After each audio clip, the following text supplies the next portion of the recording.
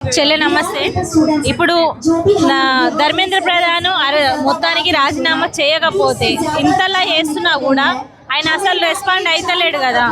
అసలు ప్రభుత్వానికి మరి కొంచెమన్నా ఆలోచన ఉందా లేదా అని మీకు ఎట్లా అనిపిస్తుంది? ఇంకా ముందు ఏం చేయబోతారు? ప్రభుత్వానికి ఆలోచన ఉందని మీకు అనిపిస్తుందా?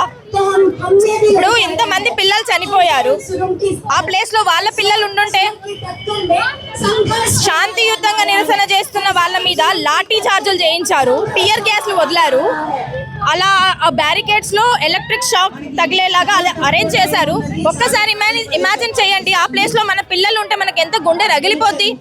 ఆ పిల్లలంతా దేశ పిల్లలు కాదా? దేశాన్ని రూల్ చేసే ఒక పొజిషన్ లో ఉన్నవాడివి, ప్రభుత్వంలో నువ్వు ఉన్నవాడివి, దేశంలో ఉన్న ప్రజలంతా నీ పిల్లలు కదా, నీ పిల్లలతో సమానం కదా. వాళ్ళు అలా చనిపోతూ ఉంటే కూడా నువ్వు నీ ఎంజాయ్మెంట్ నువ్వు చేస్తున్నావు. కనీసము వాళ్ళని ఒక 2 గంటలు మాట్లాడడానికి నువ్వు రాలేదు అంటే నువ్వు ఎంత అసలు దయలేని వాడివి కదా. అక్కడ జర్మనీలో జరిగిన నాజీ ఎలాగైతే బిహేవ్ చేశాడో కంప్లీట్ గా నువ్వు ఇక్కడ అలాగే బిహేవ్ చేస్తున్నావు. అక్కడ నాజీ హిట్లర్ కి నీకు పెద్దగా ఏం తేడా లేదు. సో నీకు ఆలోచన ఉంది, ఒక దృక్పథం ఉంది, సమాజం పట్ల నీకు ఒక అవగాహన ఉంది, ప్రజల ఇమోషన్స్ కి వాళ్ళ ఫ్యూచర్ కి నీకు ఒక కన్సర్న్ ఉందని నేను అనుకోవట్లా. ఇప్పుడు ధర్మేంద్ర ప్రధాన్ రాజీనామా చేస్తే అయిపోతుందా ప్రాబ్లం?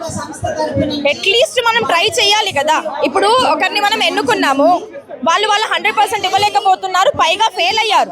అప్పుడు మనం ఏం చేస్తాం? ఆల్టర్నేటివ్ ని ఎంచుకుంటాం. వాళ్ళు కూడా ఇలా చేస్తారా లేదా అని సెకండరీ. వాళ్ళు అలాగే చేస్తే అప్పుడు వాళ్ళకి అగేన్స్ట్ గా మనం ఫైట్ చేస్తాం, అది కంపల్సరీ. కానీ ఇప్పుడు ఈయన ఉన్నతను రైట్ పర్సన్ కానప్పుడు మనం దానికి అగేన్స్ట్ గా వెళ్తాము, రెసిగ్నేషన్ కోరుకుంటాం. It is must and should కదా. ఇది ఇంకా ఎంత వరకు ఉండబోతుంది అంటావు?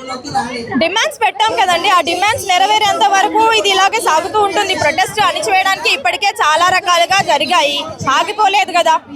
సో నడుస్తూ ఉంటుంది. ఆ డిమాండ్స్ నెరవేరే వరకు, ఒక కమిట్మెంట్ ఇచ్చే వరకు, ఒక అష్యూరిటీ ఇచ్చే వరకు, అది ఇంప్లిమెంటేషన్స్ కి వచ్చేంత వరకు కూడా నడుస్తూనే ఉంటుంది. నడుస్తూనే ఉంది కదా 20 రోజుల నుంచి. Thank you so much.